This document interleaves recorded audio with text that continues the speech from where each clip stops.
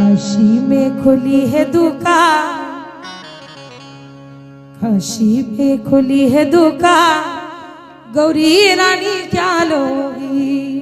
काशीमध्ये गेल्यानंतर काय घ्यावं तर त्या काशीमाईच्या पवित्र अशा गंगेमध्ये स्नान केल्यानंतर मानो तो मैं गंगा माहू ना मानो तो बहता पानी, मानो तो मैं गंगा माहू. विको दा थोड़ा. मानो तो मैं गंगा माहू ना मानो तो बहता न मानो तो गंगा माहू न मानो तो बहता पानी, न मानो तो गंगा माहू न मानो तो बहता पानी.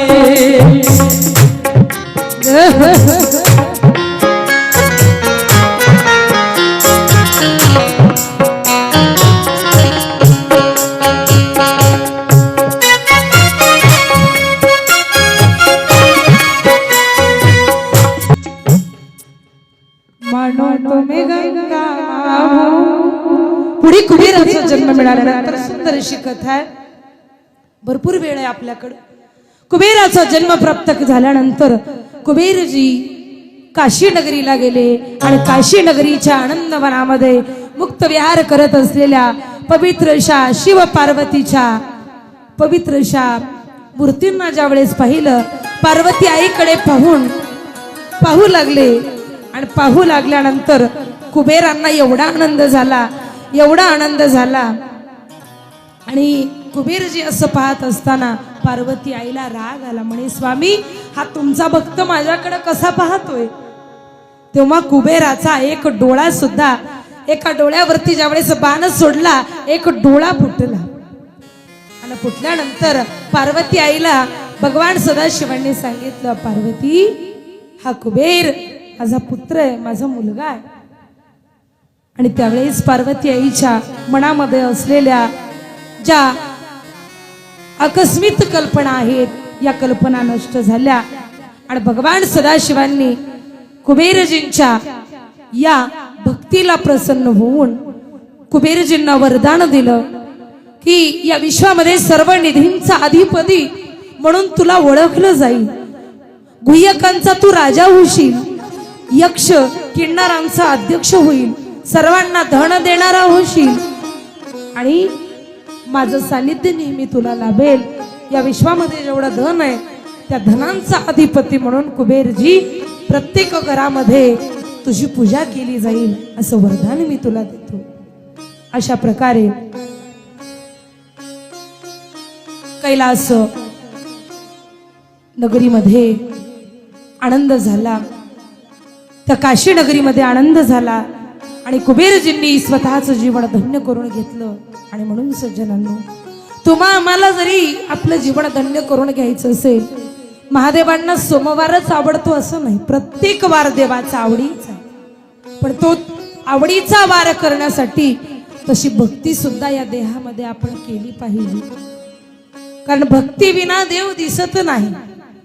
भक्ती केल्याशिवाय परमात्मा अद्यापही आपल्याला दिसणार नाही. अशा प्रकारे भगवान सदाशिवांनी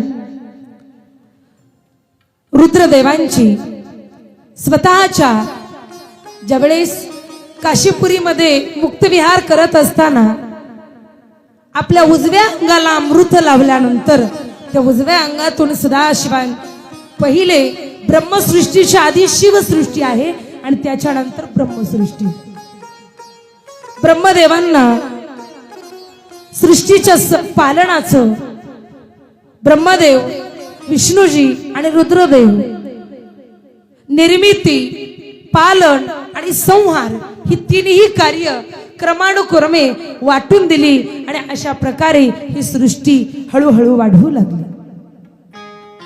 आकाश, वायू, अग्नी, जल आणि पृथ्वी यांची उत्पत्ती केली.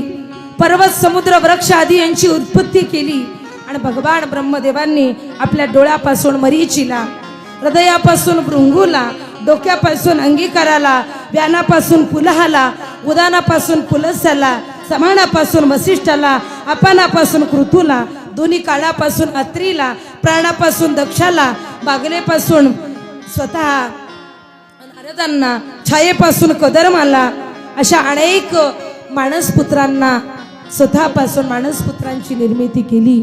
आणि अशा प्रकारे ही सृष्टी हळूहळू वाढू लागली. आणि ब्रह्मदेवांनी मनु आणि शतरूपा, मनु म्हणजे पुरुष आणि शतरूपा म्हणजे स्त्री, स्त्री आणि पुरुषाची उत्पत्ती केली. अशा प्रकारे ही सृष्टी हळूहळू वाढू लागली. या सृष्टीचं कार्य वाढू लागलं.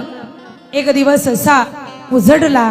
कुबेर गुणनिधीला ज्याप्रमाणे कुबेर पदाची प्राप्ती झाली, ज्याप्रमाणे भगवान विष्णूजींचा सुद्धा उद्धार झाला, या त्रिदेवांमध्ये ब्रह्मदेवांचा सुद्धा उद्धार झाला. यज्ञाचे यजमान म्हणून ब्रह्मदेवांना घोषित करण्यात आले. त्याप्रमाणे तुमचा आमचा सुद्धा उद्धार होईल. भगवान सदाशिवांची निर्गुण स्वरूपामध्ये पूजा आपण करावी. सगुण स्वरूपामध्ये, मूर्ती स्वरूपामध्ये आणि निर्गुण स्वरूपामध्ये, पिंडी स्वरूपामध्ये भगवान सदाशिवांचं एवढं सुंदर स्वरूप, ज्यांच्या गळ्यामध्ये नागेश्वर आहेत,